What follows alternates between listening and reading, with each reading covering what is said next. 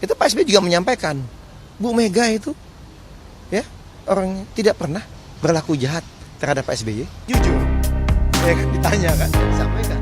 Nah inilah, apakah kemudian ini pertanda kami akan condong mengangkat ke sana? Bukan informasi, ini fakta. Benar ternyata Anies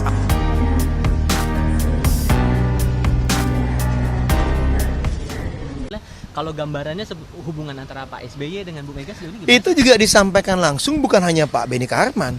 Pak SBY menyampaikan langsung. Ya, ada interview minggu lalu kalau kita lihat di salah satu stasiun televisi swasta yang nasional, itu Pak SBY juga menyampaikan, Bu Mega itu ya orang tidak pernah berlaku jahat terhadap Pak SBY, tidak pernah berlaku jahat kepada keluarga saya. Begitu beliau sampaikan. Juga tidak ada perbedaan-perbedaan mendasar secara ideologis antara Ibu Mega dan Pak SBY. Loh ini kan jujur, ya kan ditanya kan, ya disampaikan.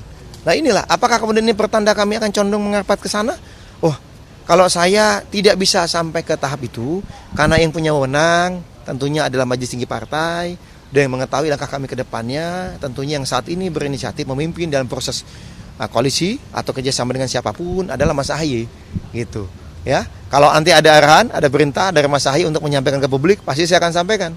Tetapi tenang saja, kejutan-kejutan atau hal-hal besar kita akan sampaikan dalam waktu dekat. Tapi komunikasi terakhir setelah memutuskan untuk keluar dari KPP dengan PDIP terutama? Bukan, setelah tidak bersama lagi Ya, karena setelah dihianati, ya, bukan keluar. Oke, Ya. jadi apakah masih ada intensif makin?